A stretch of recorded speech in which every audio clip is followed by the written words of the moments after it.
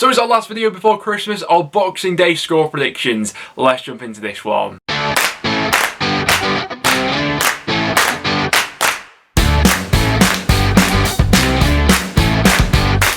So guys, welcome back to another video on the channel. I hope you all have a fantastic day tomorrow. But what we're going to be focusing on today is what we think is going to happen on Boxing Day in the Championship. Now, we don't have a full fixture list. We only have 10 fixtures to go over, as 2 of them have been postponed due to COVID. So Middlesbrough against Rotherham and Millwall against Bournemouth. But from the games which are on, leave your score predictions in the comments down below. Get yourself onto the prediction league and involved in the next video. Just before we do hop into my score predictions though, I must give a big shout out to our sponsors over at OneFootball. So if you're looking for a place to stay updated with everything that's going on around the footballing world in December heading into January, OneFootball is the place to go ahead and do that. Keep updated with all the latest transfer rumours, with the January transfer window almost open. Get live updates to your phone whenever a goal goes in, and as well as that, also keep up to date with all the stats going on around the Championship. So OneFootball link down below. But without any further ado guys, let's hop into this one. And so we're going to start out with Barnsley going up against Huddersfield. Now, 2 quite evenly matched sides so far this season. They're both sat right next to each other in the table, both on 28 points. They've also each scored and conceded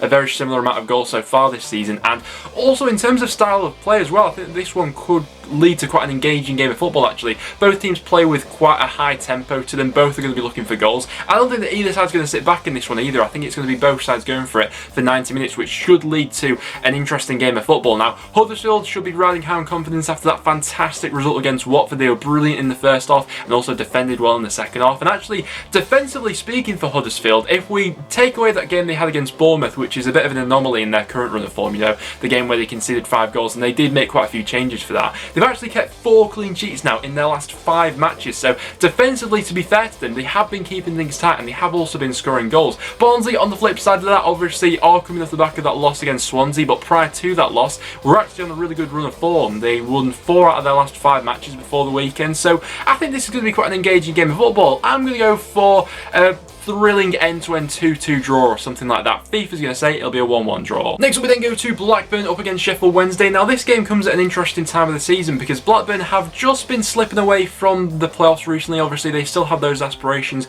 come the end of the season, but the current run they find themselves on, just 1 win now in their last 5 matches, up against this Wednesday side who should take a bit of confidence from the game they had at the weekend. It was a 1-0 win against Coventry, and actually looking at some of the games that Blackburn have lost so far this season, if Wednesday do manage to keep things sound defensively, keep things tight, and it gets towards the final stages of this game.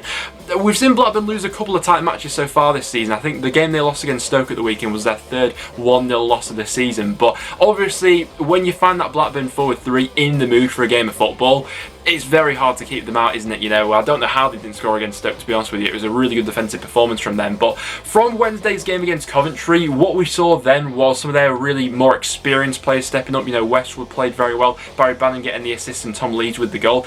That sort of spine of that team is going to be crucial for Wednesday if they are going to get out of this current situation. What's been their major problem throughout the season so far has been consistency. They're yet to win back-to-back games in the Championship. Will that change on Boxing Day?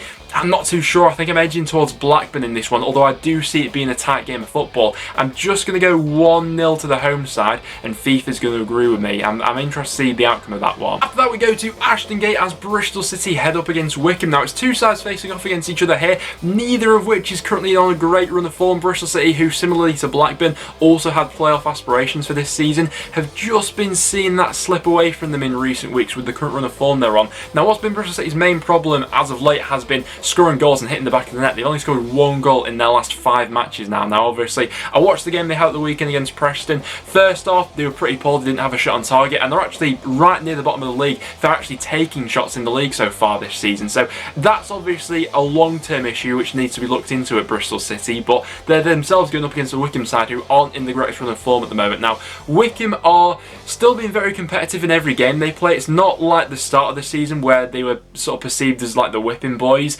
Each game they've been in has been very close and tight up until the 90th minute, but the fact is they're just not winning football matches at the moment. They've not won now in their last 10 games, so can they turn it around against Bristol City? I feel like there were positives from Bristol City's second half performance against Preston. Semenyo off the bench was a really positive impact, and for that reason I'm just edging towards the home side in this one. I'm going to go for sort of like a tight 2-1 home victory, with FIFA saying it'll be 2-0 Bristol City. After that we go to Cardiff up against Brentford. Now I'm sure that all the Brentford fans watching will be absolutely buzzing into the Carabao Cup semi-final after beating Newcastle by 1-0. It wasn't even with a full strength team as well, which makes it even more impressive. So obviously those players rested will come back into the frame for this game up against Cardiff here. And what was most positive for Brentford, we also got to see a glimpse of Norwich back in action as well. He obviously had a massive impact on this Brentford side, who are now 14 games unbeaten in all competitions. You know, we saw them go on a fantastic unbeaten run towards the end of last season. At the moment, they're picking up from where they left off. But up against Cardiff, I don't think it'll be an easy game for them. Cardiff, who have been slowly turning around their form, they're 4 points off the top 6 at the moment. The game they held at the weekend was a bit of a frustrating one from a Cardiff point of view. They had a couple of chances against Norwich. Ultimately, they lost it by 2-0. In some instances, maybe they showed Norwich a little bit too much respect in that game and should have imposed themselves on them a little bit more than they actually did. And I feel like this game's two very different contrasting styles coming up against each other. You know, can Brentford out-football Cardiff, or can Cardiff just outwork Brentford? Obviously, they do have those real quality players going forward as well, the likes of the Kiefer Moores and the Harry Wilsons. With Brentford maybe being a little bit fatigued, I know they did make a lot of changes in midweek. I'm going to go for a draw for this game. I'm going to go for a 1-1, which I don't think will be a particularly bad result for either side. With 50%, it'll be 2-0 Cardiff. And then after that, we go to Coventry up against Stoke. Now, Stoke, similar to Brentford, were in action in midweek in the Carabao Cup quarter-finals. Unfortunately, they couldn't progress. They came up against a very good Spurs squad, made a few changes, and ultimately they had too much for them going forward. Hopping back into league action, though, I'm not going to lie, I don't see this one being an absolute cracker on Boxing Day. Neither side is conceding many goals at the moment. Coventry have only conceded 3 goals in their last 6. Stoke have only conceded 2 goals in their last 6. They've been keeping things ridiculously tight at the back, but what that sort of defensive stability has led to is a sort of lack of goals for each side going forward. As of late, Stoke's last 2 games on the road did both finish as goalless draws, and I wouldn't be all too surprised to see this game heading down a similar route. What Stoke are doing really efficiently at the moment is they're drawing their away matches and they're winning the majority of their home matches. You know, they're sneaking them by 1-0 or something like that. I mean, the game they had at the weekend was an absolute defensive masterclass against Blackburn. They were absolutely fantastic, but this game up against Coventry, I wouldn't be all too surprised to see finish goalless. I'm gonna predict it to finish as a 0-0. FIFA's saying 1-1. I just don't think there'll be much in it. It could be 1-0 either way, but don't see it being a goal fest. Next up, we then go to Derby up against North End. Now, I don't know what to think about this game because, I mean, Preston at the moment, let's face it, with the definition of inconsistent, it was a good performance last time out against Bristol City. We got the job done. Paul Gallagher, I thought, was brilliant in midfield, pulling the strings for us. But what seems to have happened is our home and away form have sort of flipped around from the start of the season. We have lost our last 2 away matches, so I'm expecting a tough game against Derby here. Don't get me wrong, Derby now unbeaten in their last 6 matches. Wayne Rooney has had a really positive impact since he's been given the reins of the squad, I suppose. What I'd also say about this game, Derby have been, in the Championship at least, a bit of a bogey team for Preston in recent years. Our last win against Derby in the Championship was all the way back in 2008, but we did play them earlier on this season in the Carabao Cup, and that was one of the first instances where I thought, alright, Derby might be in trouble this season because it was a really limp performance. There was no sort of intensity about their play. We beat them 2-1. Tom Barkhuizen scored a fantastic goal, but since then they have seemingly turned the corner. They've also had an extra week off with their game last weekend being called off, and we mentioned him quite a few times on the channel so far, but Christian Bielik has been a breath of fresh air coming back into this team. I remember going to this game last season actually when I think Derby did beat us. Christian Bielik in the middle absolutely ran the show for them, and I think that was one of his last games for Derby before he actually got injured, if I remember rightly. And I mean, you guys know how highly I rate like Ben Pearson as one of the best DMs in the Championship, but Christian Bielik was right up there. He absolutely schooled us that day. But for a score prediction, I've got a bit of a bad feeling about this one. I'm not going to lie, I'm hoping I'm going to be proved wrong here, but I'm going to go 2-1 Derby, and FIFA's going to say it'll be 1-0 Derby. Like I say, I hope I'm proven wrong, but I've got a bit of a feeling about this unbeaten run they're on at the moment. Oh, and then we got a big game going on at the City Ground as Forest go up against Birmingham. Now, I'm sure that Birmingham fans will be nervously looking over their shoulders at the moment. If Forest win this match, they'll only be 2 points behind Birmingham. And if this bad run of form really starts to spiral that they're on at the moment, they could find themselves in a sticky situation, Birmingham losing their last 3 matches. The one thing that's been keeping them above water throughout the season so far has been their away record, which, giving credit to them, has been pretty decent so far this this season. They've only lost one of their last 6 games on the road. For the whole season, they've actually only lost 2 games away from home. So obviously they're going to be looking to be a lot tighter at the back than they were at the weekend. They were in absolute shambles defensively as Middlesbrough put 4 goals past them. Neil Etheridge had a real game to forget in that one, and for Nottingham Forest, you'd think that they'd take the game to Birmingham in this game, obviously. Forest have now been unbeaten in their last 2 matches. It was a good performance against Sheffield Wednesday. Millwall, maybe at times they rode their luck a little bit. They only had 1 shot on target in that game, Alex Mighton, but they did get the draw from it in the end. But defensively, what I will give credit to Forest, I think they have improved since the start of the season. Obviously, the introduction of Joe Worrell back into the team. For a score prediction, the first goal feels very big for this game. I'm edging towards Forest, you know. I've got a bit of a gut feeling about them, and I can't get that, just that shambles of a performance that Birmingham showed up at the weekend with. I'm going to go 1-0 Forest, and FIFA's going to go for a 1-1 draw. Then we head to QPR up against Swansea. Now, QPR, similar to Birmingham, will be another club that's nervously looking over their shoulder at the moment. With the current run of form they find themselves on, QPR are now without a win in their last 7 matches. Mark Warburton as well is becoming under increasing pressure. The one thing that you'd say about QPR during Warburton's tenure there, you associate QPR with like fast football going forward, scoring a lot of goals, albeit being quite leaky at the back as well.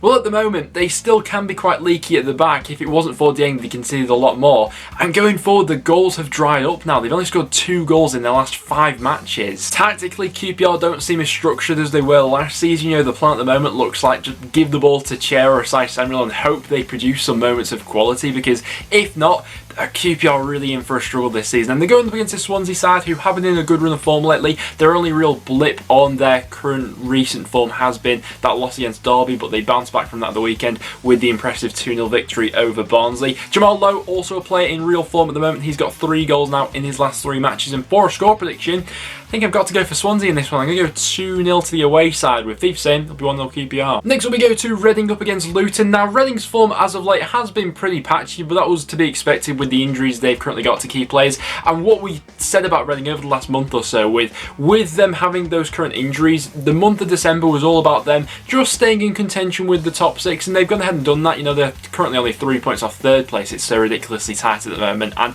it presents a decent opportunity here against this Luton side. The benefit that Reading could have as well is there's the possibility of some players returning on Boxing Day. I know that both Lucas João and possibly John Swift as well could be returning on Boxing Day. John Swift's sort of been like the forgotten man for Reading this season because they've been scoring so many goals without him, but adding his creativity into that side as well, alongside the likes of Ajaria and Elise as well, frightening stuff. He was one of the best creative midfielders in the league last season. Luton, on the other hand, I think will give a stern test to Reading. They've been a good side throughout the season so far, play with a good amount of intensity off the ball, like to press teams going forward, but away from home they have been a little bit more inconsistent than they have at home. I think their last win away from home in the Championship, you're going back all the way to the start of November, I think, with their win against Rotherham. So for a score prediction here, I think that just edging towards Reading, I'm going to go 2-0 to the home side, maybe with like a Lucas João goal off the bench or something like that if he gets back on. But I'll go 2-0 Reading, and FIFA's going to agree with me. And then to finish things off, we've got a big game going on between Watford and Norwich. Now, in Watford's season especially, this seems like an absolutely massive one, and for Munoz's first game in charge, obviously,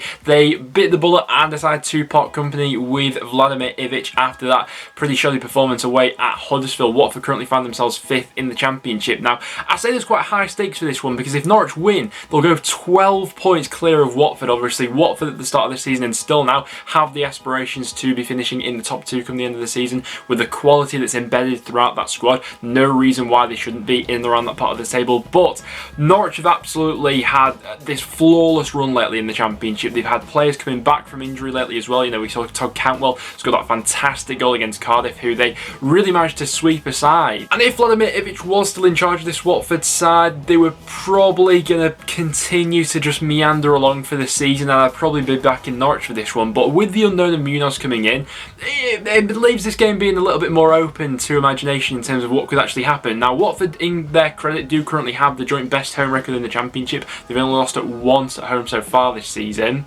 And on the flip side of that, Norwich by far and away have the best away record in the Championship. So this one's set up to be a bit of a clash of the Titans in that aspect. For a score prediction, I'm going to sit on the fence for this one, I think. I'm going to go for a 1-1 draw. I genuinely don't see all too much being in this one. Obviously, Norwich have looked the much more fluid side so far this season, but Watford still have these individuals who can change a game just like that. So I'm going to go 1-1. FIFA's going to agree with me. So guys, there we have it there on my Boxing Day Championship score predictions for what I personally see happening. So like I said at the start of the video, we only have 10 games to preview in today's video, but nevertheless, make sure to get your score predictions in the comments down below for a chance to be involved in the next video, get your name on screen, and also get yourself into the prediction league as well. It's a load of fun. But apart from that, guys, thank you so much for watching. So if you did go on to enjoy, make sure to leave a like, and please do subscribe for a bit of regular championship content. I hope everyone has a fantastic day tomorrow on Christmas Day.